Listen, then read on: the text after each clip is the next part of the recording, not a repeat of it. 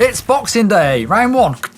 Ask GMBN. Yeah. Having a good Christmas? It's been all right so far. All right. That's pretty good in your books, isn't it? All right. It's off the charts. Well, we've got some great questions going for Ask GMBN today. They're not very festive. They're very bike orientated, which I guess that's what you're here for, That's isn't me. it? There you go. First question is from Marcus TJ. I'm sure I can do this. It's from Marcus TJE. Easy. There you go. What are the best websites to buy used bikes on, Ooh. Neil? That's a tricky one. Well, eBay, of course, is the biggest one, probably. Yeah. I've bought loads of stuff off there. Bikes, yeah, I have actually. So you're protected by their guidelines, which helps. Yeah. I think there's definitely some gems to be found. I quite often like looking for just like mountain bike and then searching what's ending soonest to see if there's anything that hasn't been bid on. Yeah. Getting a bit, there's definitely some sort of tactics for getting some bargains on there. Yeah. Pink Bike, that's a really great place for buying bikes. Yeah, you generally find that it's quite enthusiastic mountain bikers there, so they know what they're selling, but also probably they know what they're worth a bit as well. Yeah, so that can be not as good. But it's where you're going to find serious mountain bikes, I'd say. Yeah, and great source of high-end bikes as well. So some real plush stuff. US and Europe, I think, probably big for Pink Bike.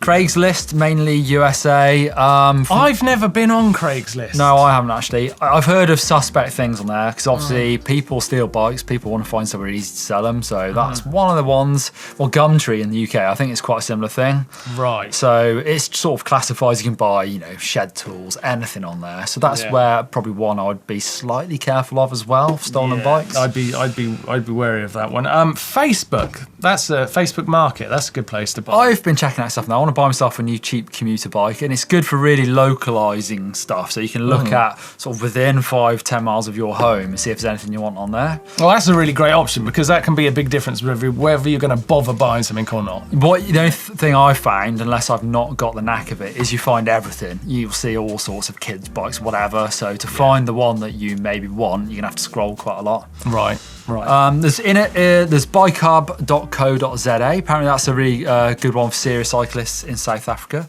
Yeah. It's organised and maintained. Yeah, lots of options. Gotta be honest, I don't know too much about this one, so it might be quite cool to know what you guys out there are doing in the comment section down below. Where are you buying and selling your bikes? Maybe we should do a whole vid on this. Well, yeah, let us know, because I'm sure there'll be other people reading these comments so they can check out those good sites you're recommending. So give people thumbs up and let them know. Yeah, it's a good idea. Right, next question is from Finn Vinkumulda, and he says, this is a great question. I'm left foot forward, but I spin to my left as well. So he's out doing some stunts. That's what Blake does. It's just unusual. Normally you spin into your back foot. Yeah, Blake's all over the place on his pedals. This has made it really challenging to learn 360s, some street moves, etc. Should I try to get used to riding right foot forward, is the question. He said he did manage to ride a whole lap at Whistler with his opposite foot forward. Or should I start trying to spin to my right? So learning the wrong way for your 360.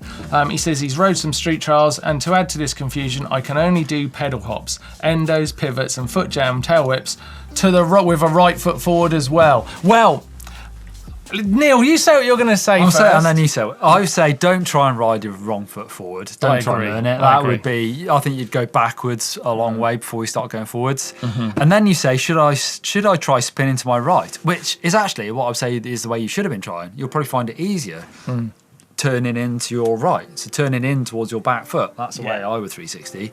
Obviously people do it both ways, but you'll probably find it easier spinning to your right. Yeah, my answer exactly. Do not swap your foot around. If you feel comfortable with left foot forward, stay left foot. And there's chocolate foot. That's your strong one. And I think I would say there's just no right way. You do it whatever feels comfortable. So if you're starting to learn 360s and you're left foot forward and you feel comfortable going to the left or the right, go the way that feels most comfortable, because that's the way you'll learn it quickest. And at the end of your question, you actually answer your own question, because you said, add to this confusion, I can only do pedal hops, endos, pivots, and foot jam tail whips, right foot forward. Ooh. So you've swapped round and found what's most comfortable and made it work. So there's nothing wrong with doing something with one pedal forward and then actually discovering that you do it better. The other foot forward, there's no right way. You do what's comfortable. That's the right foot. Whoa. So it's like ambidextrous, but for feet. Kind of, yes. Blake does do it. He swaps foots for foots. He does lots of weird things. He changes things around. You might see him on the trail sometimes go in and swap his foot around. But I tell you what, great video to take a look at. I love this guy. Martin Ashton's Trials Academy. Some great footage from that on learning how to use foot forward stuff with a guy called Neil Donaghy. He's the guy that rides a road bike. Take a look at this. So Neil's got the skills down, I reckon. We're going to put it seriously to the test because that's a pretty big drop, dude. Big. If I was sort of coaching someone off this, I'd tell them to go as quick as you can, really, so the front wheel can't drop, but rely on the manual technique as well. But we're sort of going slower than that with this, I guess. So I'm imagining there's actually a straight run into this. But if you come into it as if you've just turned a corner and seen this drop, and then you've got to use that 3-pedal technique, left, right, left off the edge to get down that drop. That's big. Go on then, 3 pedals. Yes, easy. Is that kind of weird going that slow? Yeah, I would definitely just go fast and almost soak it up if that was my preferred way. But it's good to have that technique if you can't go fast, I suppose. But yeah, makes a big difference out on the trails. Yeah, I'll do it again. Damn, we made Neil better. That was spot on. He literally rode it right up to the edge and just tapped his left pedal as he went off the edge. He rides the other pedal to me. I'm right foot forward, he's left foot forward. All trials riders, any rider really, has got a strong foot they like to lead with. And you notice that Neil's leading with his left foot. It's coming in slow. Look how slow he's going. Oh my God. Pedal, pedal, pedal. Whoa, that was mental. Oh, a bit sideways then. Nick Sadler says, when making how-to videos, could you do a series where you actually teach and follow the progress of someone who's trying to learn a certain discipline stroke trick? Oh, great idea. Yeah, I think definitely. Obviously, before I worked here, I was a coach. So what it does rely on is that person actually practicing quite a lot. Yeah. And you find some people may be able to learn something, but they don't then take it and practice it. So that's what you'd have to make sure those people did, but you definitely could. Yeah, and there's something really cool about learning alongside someone else. So if you've got a couple of people you're trying to teach and then we're following those people tend to push each other on a little bit because they can see the mistakes of the other person as well. Going out and watching someone like yourself, you learn something, but also sometimes, you know, your skills are so subtle that you can't really pick it up if you're new to the sport. Definitely it's a good idea, we should do it. We have done one already with Tom, one of our camera guys here, where I teach him how to manual, or at least try to. Now one of our directors. He is, yeah. Yes. And what you might notice from that video is I'll talk about what Tom was doing well, but also the things he needs to improve, and sometimes it's a subtle little thing. So that is the difference between just watching one of our whole how to manual videos and thinking I need to do all this. Sometimes if I do it like with somebody, I can say, oh no, you're doing that fine, it's this thing you need to practice. Yeah. So hopefully, we'll try and do that in the future. Yeah, should we take a look at Grundy doing a bit of learning? Let's have a look. Nice. I almost feel like I'm sort of, like the front comes up and I'm like only just peering over my bars. Like, yeah, that's all right though. That's probably because you need a bit more of the pump first, but you're right back. You know, if you're peering over your bars, you know that you're right back there. Yeah. And that's good because also that's where I have to coach people out of the pull on the arms, because what a lot of people do is they stay in the middle and just rely on the arms. First one's actually really good. So if you watch that, standing nice and tall, straight down and then back. Yeah. That's low, like you say, you're looking over top of bars. The only difference I reckon you see in my final position is I'm probably a bit lower to the rear wheel. You see your hips are behind your rear axle, so that's great. Arms are straight, heads up, so that's the right position. Just could maybe finish a bit lower, and then you would be looping out, so you'd have to hit the brake. That's just what you got to learn. So that's where the whole wheeling's a safer way of doing it, because you can go up the hill, you can go slower, and you can... Neil, I think this might be a bad time to tell you, but I can't wheelie either. That was kind of strange that time. Like, I thought more about down and then bars forward rather than before. I was thinking like down and bum back. Yeah. It's the same thing, but... Yeah, I mean, whatever works, but it really is, you end up in the same position, you just slide the bike forward to get there. So, yeah, try that. Down and hands forward.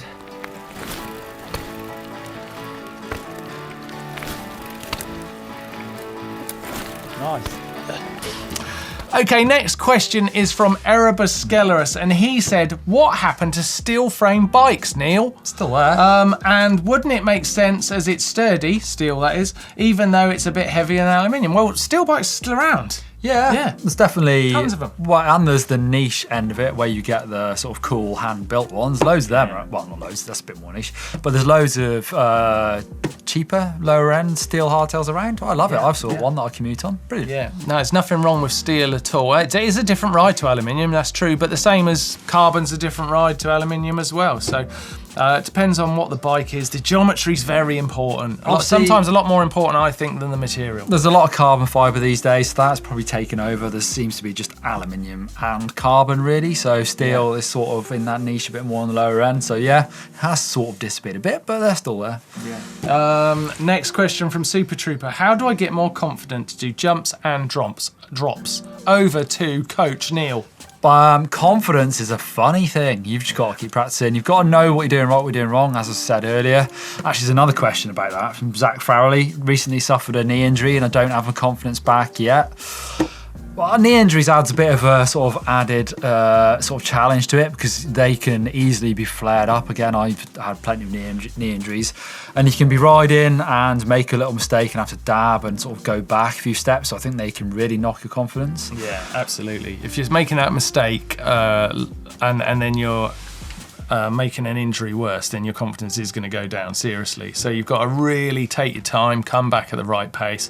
And if you're trying to find confidence doing those jumps and drops, then yeah, I'd say start small. I used to practice on really small stuff actually. Yeah, totally. Even when I was riding pro, I'd take it all down to as small a space as I could into a like controlled area where I could really just do it over and over again. Yeah.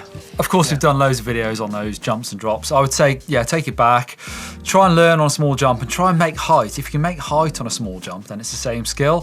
So try and get someone to video you and see where your weaknesses might be and just practice those. And there's no replacement for just time on the bike to help confidence. Absolutely. Last question. This is a good one, actually, Neil, to end with. Tony Nash says, how will the new gearbox design fare with e-bikes powertrains? Oh, well, I feel like this is where the big development's going to be in the next few years because obviously gearbox has been floating around for years now and no one's ever really found a great way of doing it. You get roll-off hubs, which are good, but there's certain disadvantages to all those things, like they're heavy. And the gearboxes that people have tried to put sort of in the middle of the bike, they find there's a lot of drag in there. Yeah. Obviously, with an e-bike, you don't necessarily, it doesn't matter so much the drag that's in the gearbox. So I think there will be a big development here where e-bike motors and gearboxes are made together. Hopefully, the sort of acoustic bikes, whatever you want to call them, the normal bikes, will benefit from this. So eventually, someone will make a good way of making these gearboxes with less drag, and then they can be put on a normal bike as well. I'm hopeful that there's going to be a lot of development here because e-bikes are selling so well that that's where a lot of companies are going to put their R&D. So it might benefit everyone. Yeah, wishing for the demise of the derailleur. Feel bad doing that, really. Yeah. I've got no problems with derailleurs, to be honest. I still like them. They still work, especially once they've added the clutch. Yeah, makes a big difference. Great questions. If you'd like to ask us a question, then Neil, how do they do it? Use a hashtag Ask GMBN. Obviously, leave your questions down below. Leave them on social media. We'll try and find them and answer them whenever we can. Yes, absolutely. Enjoy the rest of your Christmas. Thanks for your questions, and we will see you soon. Neil, could you suggest a video here? What about that one with that guy on the tandem? That's good. That's Christmassy. That one's quite good. And also mountain bike versus e-bike over here. Oh, good choice. And hit the old globe to subscribe. See you next time.